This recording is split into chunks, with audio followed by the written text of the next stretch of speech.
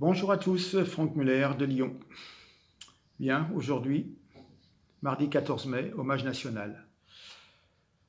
Hommage national pour deux militaires français tombés, Cédric de Pierrepont et Alain Bertoncello. Comment dire? La perte de deux de nos meilleurs soldats pour aller récupérer deux profs, un couple de profs en voyage de noces, je crois, inconscients, partis se promener dans des territoires déconseillés par le ministère des Affaires étrangères. C'en est presque scandaleux de l'idée même que le président de la République puisse accueillir les otages en jet privé, rapatriés, et quelque part, ça ne fait que qu'augmenter une certaine colère. Non, l'armée française n'est pas Europe Assistance. Ce n'est pas une compagnie d'assurance qui se met à votre disposition pour vous rapatrier quand vos vacances se passent mal, puisque vous n'avez pas écouté les conseils du ministère des Affaires étrangères. Non, les corps d'élite de l'armée française ne sont pas là pour sauver des vies de vacanciers, mais pour défendre le territoire national et protéger les intérêts économiques et géostratégiques de la France à travers le monde. L'inconscience de ces deux profs aura coûté 3 vies, leur guide et nos deux soldats. Moi, à leur place, je raserais les murs, pétris de honte, de leur incompétence et de leur insouciance. Je n'ai pas regardé cet hommage parce que pour moi, c'est un petit peu aussi une farce. Macron se profite pour se glorifier et être le père de la nation et reprendre une certaine stature. Soi-disant qu'un des otages a lu un discours, et je dis il l'a lu, car ce discours était écrit par l'Élysée. Donc, ce qui montre bien un petit peu cette manipulation. Ben bon, je préfère ne pas m'étendre. Alors, en revenons sur ce fameux commando Hubert, pour les personnes qui sont un peu pas très au fait, c'est l'un des 7 commandos marines de la Marine nationale française, certainement l'un des plus prestigieux de ces commandos. Et ce sont des soldats extrêmement complets et bien formés. L'insigne de cette unité, il y a une ancre de marine, un poignard, un aigle, symbole des commandos, pour montrer qu'en fin de compte, c'est une unité parfaitement polyvalente, des 3 milieux, terre, air, mer. Ce sont des nageurs de combat et des chuteurs opérationnels, c'est-à-dire que ce sont des gens qui ont l'habitude de sauter en parachute, mais en même temps de faire des vols libres en déclenchant le parachute le plus bas possible pour ne pas être repéré sur le terrain.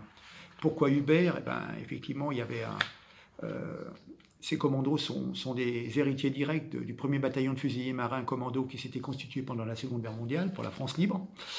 Et ça porte le nom du lieutenant de vaisseau Augustin Hubert, tué au combat le 6 juin 1944. On s'approche des commémorations du 75e anniversaire, et donc il a été tué au combat à Ouistreham et il repose au cimetière britannique d'Hermanville-sur-Mer. Voilà pour la petite histoire, je suis féru d'histoire, donc voilà, je vous explique. Mais vous allez avoir plein de choses sur Internet. Donc je vous soumets une information d'un site, d'un site qui généralement ne raconte pas de bêtises. Hein. On n'est jamais sûr des sources, mais ça ne me paraît pas faux, l'avenir nous dira. Hein. Un site qui s'appelle Strategica 51 Intelligence. L'opération militaire américano-française du 10 mai 2019, au nord du Burkina Faso, ne visait pas à libérer les 2 otages français, kidnappés 9 jours auparavant au Bénin, mais à récupérer 2 agents de la CIA. Oui, je sais, on va penser que ça brode, mais enfin bon, une ressortissante américaine et une ressortissante sud-coréenne ayant un statut prioritaire. L'opération aurait très mal tourné, Paris aurait reconnu la mort des 2 commandos marines et de 4 présumés ravisseurs, ce qui est faux. Selon des informations émanant de professionnels, il s'agit d'un bilan très partiel, établi selon les règles de diffusion d'informations militaires relatives aux pertes et aux combats adoptées par les unités militaires US en Irak en 2004 et 2009. C'est jamais la stricte vérité. Bon. Le groupe armé qui a été visé est totalement inconnu et Et fait plus étrange, aucun groupe terroriste très actif au Sahel n'a commenté ou revendiqué le rapt de ces 4 étrangers, donc l'Américain, le Coréen et les 2 Français. Aucun n'ont commenté également donc l'opération militaire. Le jour même de l'opération, les individus armés, donc qui détenaient les prisonniers, ont pu s'extraire du lieu de l'attaque en tuant une douzaine de militaires d'un pays africain qui assurait le bouclage de la zone. Le ministère français de la Défense a annoncé la mort de 4 présumés ravisseurs, mais selon des sources locales, comme quoi il s'agit de civils vivant à proximité de l'objectif. Aucun chef opérationnel ou membre du groupe armé n'a été capturé ou neutralisé, c'est-à-dire tué. Il semblerait que les commandos marines français ont essuyé dès le début de l'opération des tirs nourris de Kalachnikov RPK, très dévastateurs. Il a fallu l'intervention d'hélicoptères d'attaque Tigre et des hélicoptères de combat relevant d'une unité d'élite héliportée américaine pour les désengager. Du matériel et des armes ont dû être abandonnés sur les lieux. Cette opération est l'un des premiers engagements massifs des forces conjointes américano-françaises au Burkina Faso. Voici certains éléments. Nous verrons. Ça me semble plausible. Mais bon. Bien, on revient un petit peu à la politique. Les gilets jaunes, en fin de compte, nous avons eu une conséquence inattendue. Je crois que j'ai vu Natacha Polony qui en parlait, sur l'attitude des parlementaires, de nos députés. En effet, les parlementaires qui ont accepté toutes les compromissions, voté toutes les privatisations, je ne passe pas... Oui, justement, je passe sur tous les scandales qui ont pu être acceptés ou votés pour la représentation nationale, comme sur les ronds-points, un des sujets principaux, c'était quand même la privatisation des autoroutes. Et cette même privatisation alimentait donc les discours des Gilets jaunes quand on parlait du coût de la vie. Eh bien oui, et du coup, le fait que toutes ces privatisations soient commentées, eh bien, pour l'aéroport de Paris, les gens nos élus se sont inquiétés de la tournure que ça prenait et ont bloqué cette privatisation. Bon, nous verrons par la suite ce qu'il en adviendra, mais pour l'instant, ce calcul financier est bloqué. Comment dire? Natacha Polony nous parle du bal des hypocrites. Elle nous parle de Bellamy qui nous parle de l'Europe qui protège, qui nous protégera, parce qu'elle ne nous a pas encore protégés, hein, loin de là. Mais tous les gens des LR, excusez-moi, vous qui êtes en face et qui êtes sympathisants LR, jusqu'à présent, ils ont voté tout. Ils ont voté tous les traités de libre-échange, les crédits alloués à la Turquie et à la Bosnie. Vous voyez ce que je veux dire? Encore en février, je crois le 2 février, je vous l'ai peut-être déjà dit, on a voté les crédits pour la préparation, pour l'élargissement à la Turquie, au Kosovo et je crois la Bosnie. Monsieur, le numéro 3 de la liste, quoi. Monsieur Arnaud Danjean. Bon, alors, là, ils ont changé en un mois. Ils ont découvert leur erreur, ils vont prendre des bonnes décisions. J'en doute. Nathalie Loiseau, c'est pareil, mais alors bon, c'est pas la peine. Il y a plusieurs questions peuvent se poser. Premièrement, est-ce que l'on peut réformer dans le cadre des traités actuels? Ce que va dire M. Asselineau, c'est non. Il va nous parler de l'article 50. Bon. Deuxièmement, faudra-t-il, avec des alliés, changer les traités? C'est ce que sous-entend éventuellement le Rassemblement national ou Nicolas Dupont-Aignan avec sa liste. Troisièmement, peut-on vraiment changer les traités? Bon. Nous assistons toujours à la même salade C'est-à-dire qu'avec l'apparition de cette liste islamique, c'est bizarre, parce qu'en fin de compte, j'ai l'impression que ça avantage Macron. Enfin, ça avantage le Rassemblement national, parce que, bon, pour certains indécis, en voyant cette liste, en voyant cette liste, les gens vont se dire « Oh là là, il y en a marre, oui, je vote Marine. » Bon. Et en même temps, Macron en face, Marine, c'est son assurance vie, et donc Macron se révèle comme le seul rempart aux méchants populistes et fascistes. Bon, et puis, l'enjeu de l'Europe, c'est d'arriver à quelque chose, et là, on est dans la guéguerre entre Macron d'un côté, Orban et Salvini de l'autre. Voilà, donc Macron fait du boulot vraiment négatif, c'est ce que je voulais dire.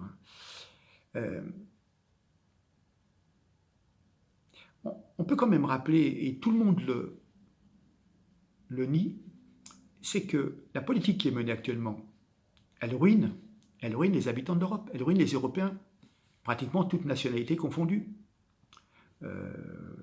Nous assistons à une grande paupérisation des classes moyennes. Les pauvres étaient déjà pauvres et sont encore plus pauvres. Mais même les classes moyennes qui dégageaient un certain revenu, aussi sont de plus en plus oppressées fiscalement. Nous assistons à beaucoup de désindustrialisation. Serait-ce que l'usine Ford qui a fermé, qui a touché des subventions de l'État et qui maintenant, je crois on m'avait parlé de 50 millions d'euros, et l'État tout content nous a dit on a récupéré 20 millions de subventions. Oui, mais enfin, ils ont récupéré, Ford a récupéré 30 millions, ils ferment l'usine et puis ils la mettent ailleurs. Et nous, on a 700 chômeurs de plus. Et enfin bon. L'Europe, c'est encore plus d'immigration massive, on est d'accord. Et on nous dit, il faut tout accepter, parce que sinon, c'est le chaos. Mais est-ce que le chaos serait vraiment pire? Franchement. On nous dit que la politique actuelle serait un rempart contre le populisme. Mais cette politique actuelle qui est menée n'est pas un rempart contre le populisme, c'est plutôt un tremplin. Plus ces messieurs de Bruxelles continuent dans cette politique, plus on s'enfonce et plus ça fait monter ce qu'on va appeler les extrêmes, ce qui est complètement faux, mais bon, dans le langage journalistique. Il faut trouver absolument des solutions viables et pour l'instant, tous les problèmes qui se présentent pour l'Europe, ils sont un peu mis sous le tapis et on vous dit non, mais refaites-nous confiance, votez pour nous, et puis demain ça ira mieux. Mais ça fait quand même 30 ans qu'on nous le dit. Bon, franchement, ne rien attendre de certains hommes politiques. C'est le meilleur moyen de ne pas être déçu. Je crois que c'était le 10 mai, sur RMC, Bourdin, Jean-Pierre Raffarin, ancien Premier ministre RPR de 2002 à 2005, membre des LR, affirme haut et fort qu'il soutient la liste de Madame Loiseau de République En Marche, en argumentant son choix sur l'inexpérience et l'incompétence de Bellamy, la tête de liste des LR, de son propre parti, les Républicains.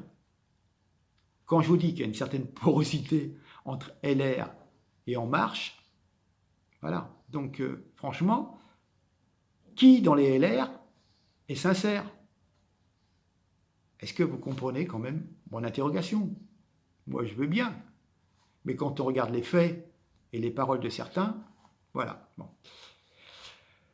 Je suis tombé sur un tweet que j'intitule « Miracle ou fake ». C'est quelqu'un qui a posté ça et bon, la liste En Marche serait donnée entre 3 et 5% par plusieurs instituts de sondage.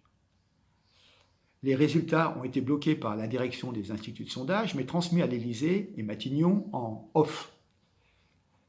Il semblerait qu'il y ait un vent de panique au gouvernement et que l'on s'achemine vers la dissolution de l'Assemblée nationale. Nous verrons. Mais il est vrai qu'il y a eu des meeting de Madame Loiseau où il y avait 60 personnes. Il y avait toute la télé mais 60 personnes. Quand d'autres leaders, je crois que M. Asselineau ou Dupont-Aignan, arrivent à faire 200, 300, 400, 500 personnes. Vous voyez, je veux dire, bon. Enfin donc, je reviens un tout petit peu sur politique étrangère, le Brexit, les Anglais. Alors, on nous a fait tout un cirque, hein. Tout ça pour nous faire croire, à nous, peuple,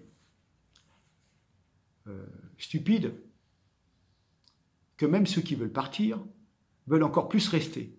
Et que nous, gouverner, c'est notre intérêt d'obéir et de croire tout ce qu'on veut bien nous raconter. Vraiment de la propagande. Pourquoi je vous dis ça? Il semblerait que le nouveau parti de Nigel Farage,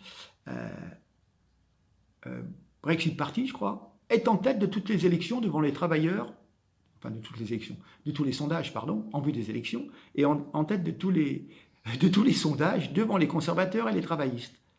Donc, quand on lui disait qu'il y avait des manifestations contre le Brexit et que les gens voulaient revoter une seconde fois, oui, peut-être, mais je ne m'explique pas que le parti du Brexit soit largement en tête devant les partis traditionnels. Donc là aussi, on peut s'interroger sur la manipulation des faits venant de notre presse qui est inféodée au système. Enfin, bon. Moi, je vous dis, hein, moi, je ne suis rien, peut-être un petit peu populiste, mais bon, qu'est-ce que le populisme? C'est l'échec des élites qui n'arrivent plus à nous faire gober leurs mensonges. Je m'oppose à mes élites qui nous privent de notre souveraineté, parce que les députés ne sont plus rien et l'exécutif fait ce qu'il veut. Et puis, au-dessus, il y a Bruxelles. Donc, comprenez que, comme vous, je me pose des questions. D'ailleurs, souverain, la souveraineté nationale caractérise l'indépendance de l'État-nation par rapport à d'autres États ou à des instances internationales. La souveraineté, c'est la puissance absolue et perpétuelle d'une république. Aucun pouvoir n'est supérieur à la puissance souveraine qui ne peut être anéantie. Elle s'exerce sur le domaine public. D'ailleurs, pour Jean-Jacques Rousseau, le peuple est le seul détenteur légitime de la souveraineté. Voilà. Mais on en est loin. On ne dirige plus notre monnaie, notre politique migratoire. Bien, continuons comme ça. Tiens, en fait, encore une part de souveraineté quelque part, vous allez voir. L'armée allemande, on a pris ça une quinzaine de jours, étudie l'acquisition de bombardiers nucléaires capables de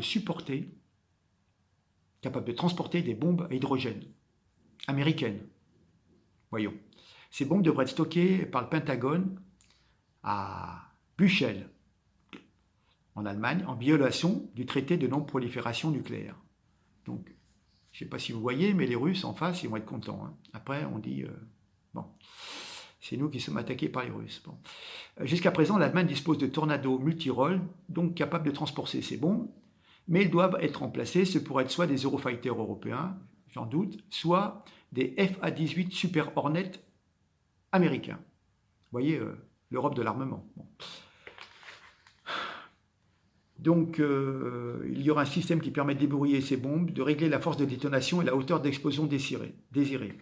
Se considérant comme une puissance nucléaire, bien qu'elle ne produise pas elle-même ces bombes, mais puisse en utiliser, l'Allemagne entend siéger de manière permanente au Conseil de sécurité avec la France.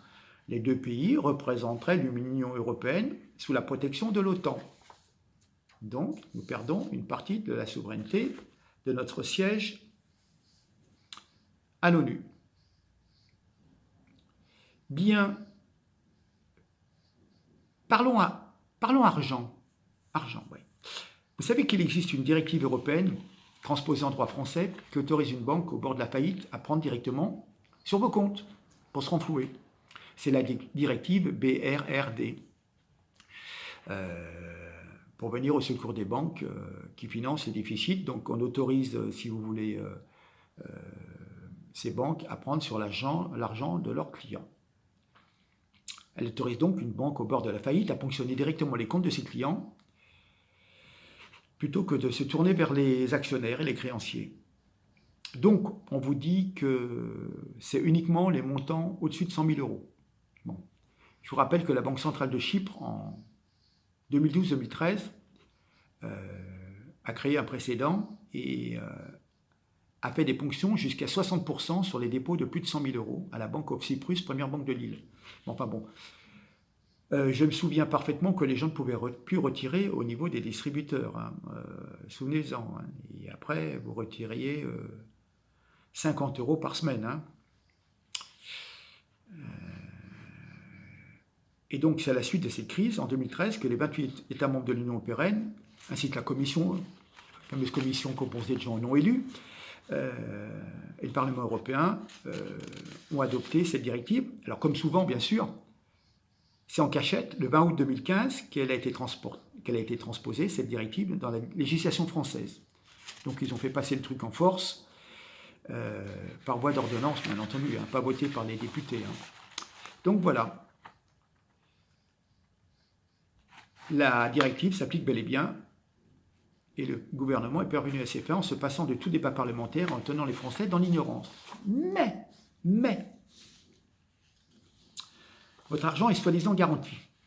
Alors, depuis la crise de 2008, la fameuse chute de Lehman Brothers, ça a rappelé à tous les épargnants que la faillite d'une banque, bien que peu probable, n'est jamais une hypothèse à exclure complètement, et je pense qu'on s'en apercevra de plus en plus. Donc, on sait qu'on peut bloquer l'argent en cas de panique bancaire pour pas que vous ne les retiriez. Et on vous dit qu'il y a un fonds de garantie des dépôts et résiliations, ça s'appelle le FGDR, qui a vu le jour suite à la loi du 25 juin 1999 relative à l'épargne et à la sécurité financière.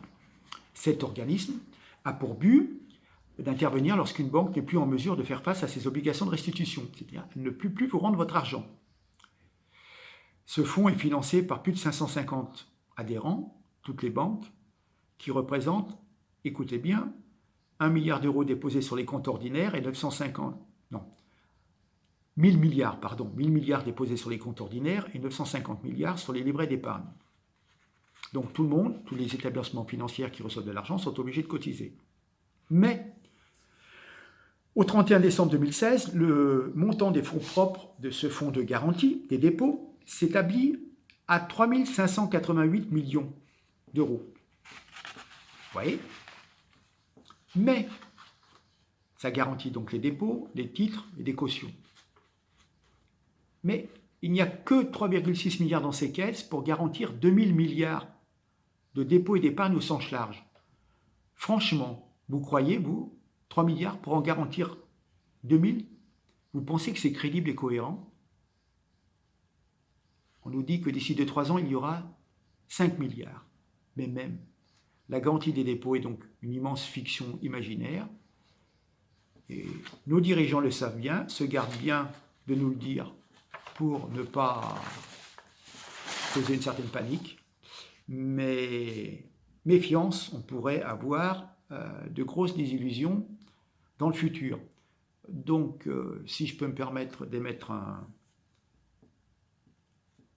un conseil, pour les gens qui ont un petit peu plus d'argent que d'autres et qui ne sont pas découverts le 15 du mois, je vous suggère d'être dans 2 groupes bancaires bien différents.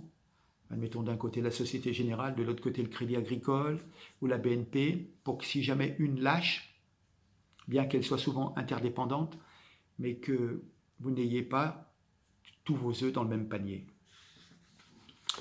Donc, voilà. Je vais revenir à la cathédrale Notre-Dame, parce qu'on s'est aperçu de certaines choses. Hein.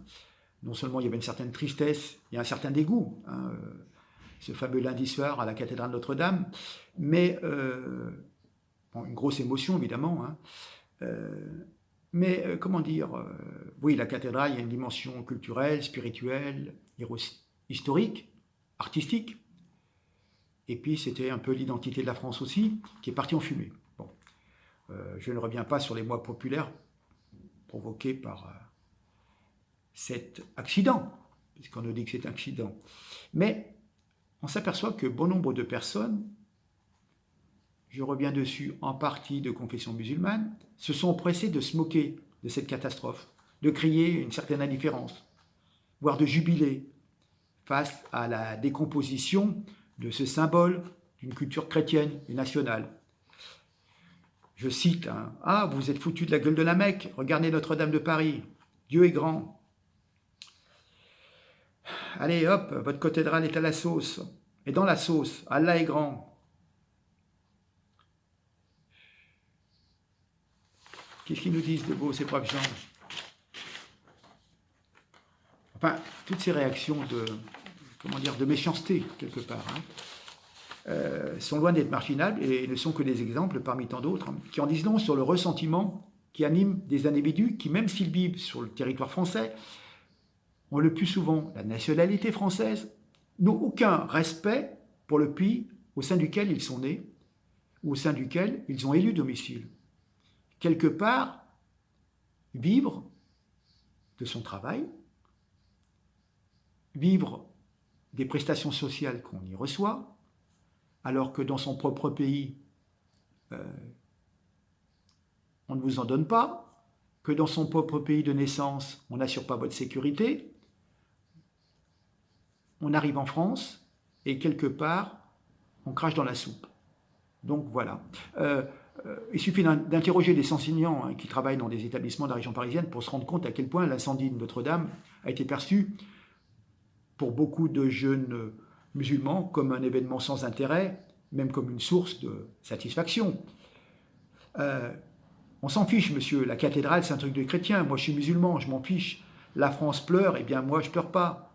Même si j'ai les papiers, c'est pas mon pays, la France. Voilà, les Français pleurent, ça me fait ni chaud ni froid. Les églises, les cathédrales de Baptou, nous musulmans, on s'en fout. À la limite, ça me réjouit. Qu'on arrête avec Notre-Dame, disent certains collégiens. Bien sûr, c'est pas. Mon but n'est pas de stigmatiser une partie des compatriotes musulmans. Certains se sont montrés solidaires, intéressés, interloqués, interpellés par cet accident d'un grand monument français. Hein, nous sommes d'accord. Mais cet accident, c'est certainement la chute.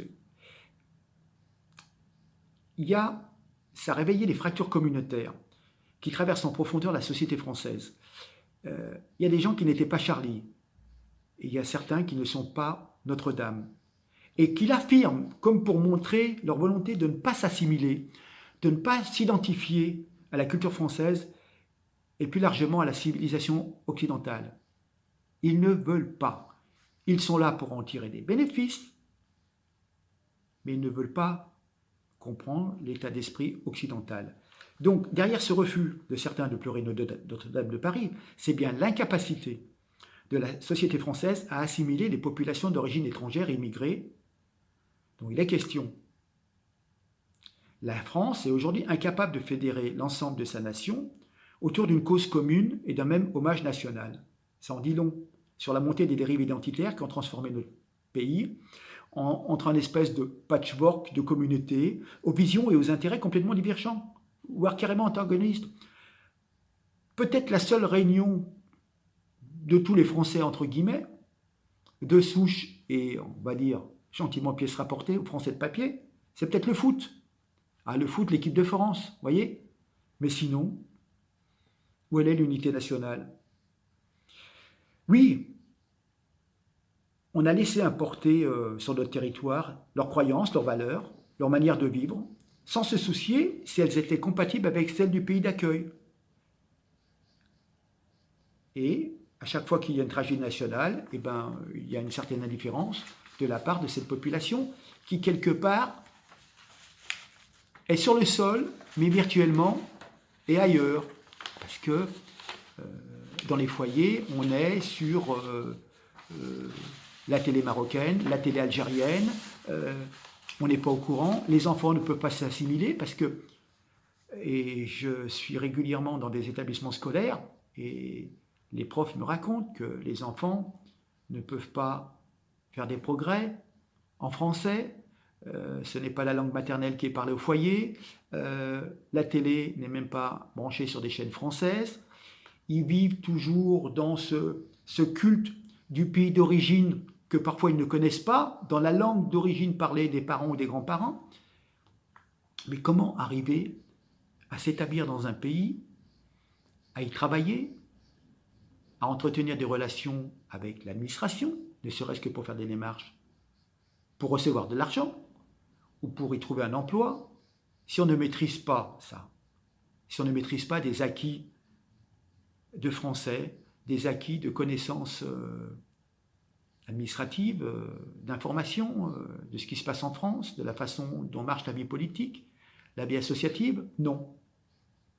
Et après, on va leur dire, ils vont nous dire, nous sommes rejetés par les Français, qui sont racistes, mais quelque part, si on ne cherche pas à s'intégrer, comment voulez-vous être intégré?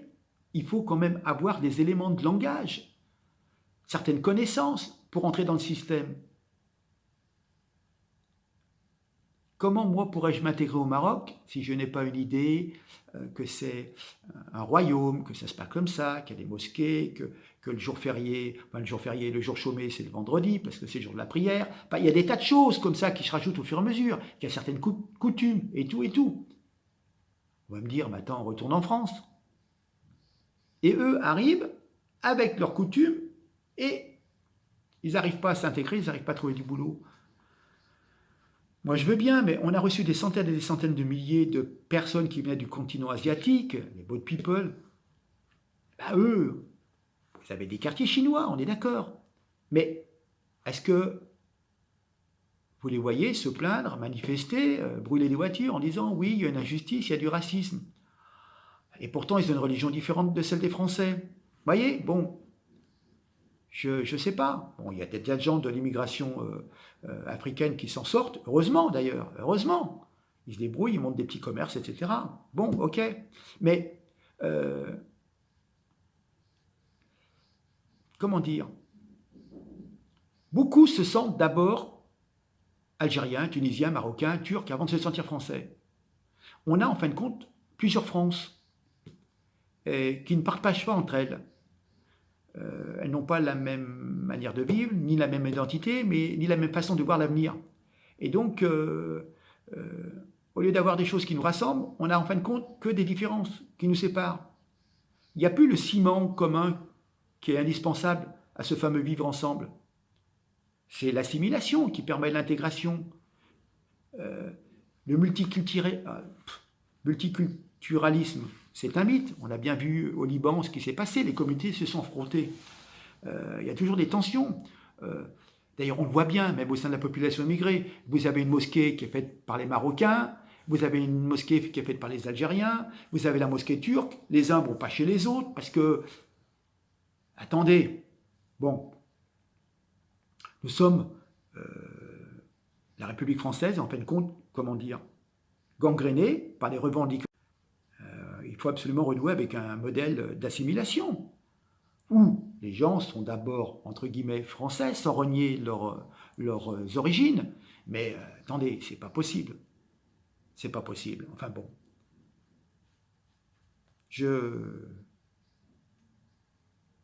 Enfin, la cathédrale est à terre, pratiquement. Veillons à ce que demain, ça ne soit pas l'édifice républicain qui s'embrase, qui connaissent le même sort et qui s'écroule.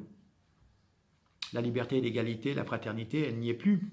Et c'est un drame.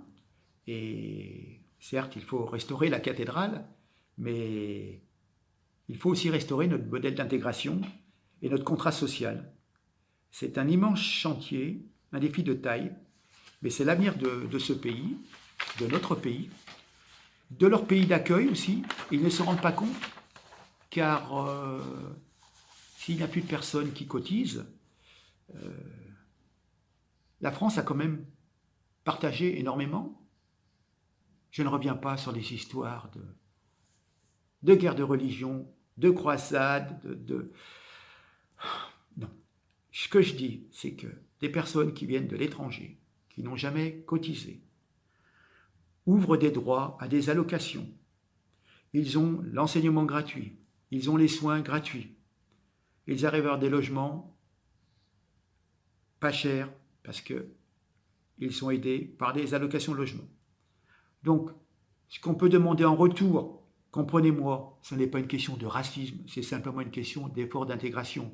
Bon, j'ai une dame qui m'avait écrit la dernière fois, qui me disait « Ah non, mais vous nous connaissez mal, on a une cervelle pour réfléchir. » Mais tant mieux, heureusement qu'il y a 80% de personnes qui s'intègrent. Mais le problème, c'est que petit à petit, nous voyons une transformation des gens qui étaient très intégrés, qui cherchaient l'intégration, et qui, au fur et à mesure, à cause de personnes qui sont très extrémistes, très dans leur religion, dans leur islam du pays, qui, au fur et à mesure, obligent les autres ou incitent les autres qui, pour être tranquilles, petit à petit, viennent du côté des intégristes et non pas du côté des modérés, des gens ouverts qui peuvent pratiquer leur religion, mais tout en étant ouverts à la société française. Voilà, alors je sais que je vais me faire insulter, je sais déjà que j'ai reçu des menaces qui me demandaient de ne plus parler d'islam, que c'était une religion de paix, d'amour et qu'on n'avait jamais si bien parlé de l'islam, que l'islam c'était super bien, parce que j'avais le malheur de parler des gamines de 4 ans qui étaient voilées. Enfin bon, je pose le truc. Mais on va sur une confrontation, parce que eux c'est leur truc, ils sont bercés là-dedans. Chaque moment de la vie est réglé par la religion. J'insiste, et je les comprends parce qu'on les a vaccinés. Tout gamin, ils ont été vaccinés, on fait comme ci, on fait comme ça, tel jour, machin, on se lave les mains là, on fait des ablutions là, patati patala. Et si tu ne le fais pas, ça ne va plus dans le système oriental musulman. Ça régit tout. Le mariage, le divorce, etc. Il n'y a pas de code civil, c'est le code musulman. Voilà, c'est comme ça. Bon, j'en parle, ça va peut-être barber certaines personnes, j'ai peut-être été un peu trop long, mais bon, je le dis, parce qu'en fin de compte, on se fait des illusions. Voilà, ça a été la preuve de ce qui s'est passé là. Voilà. Je ne parle pas d'attentat, je ne parle de rien d'autre, je parle simplement de ça. Le sentiment de ne pas appartenir à une communauté, mais d'en tirer tous les bénéfices, par contre. Vous voyez ce que je veux dire? Voilà. Donc, si il y avait un peu plus d'intégration, d'association à la vie publique, ça se passerait mieux. Voilà. Bon. Je clôt ça, je me suis un petit peu abandonné sur le truc, mais je sais que c'est un problème qui est très très compliqué.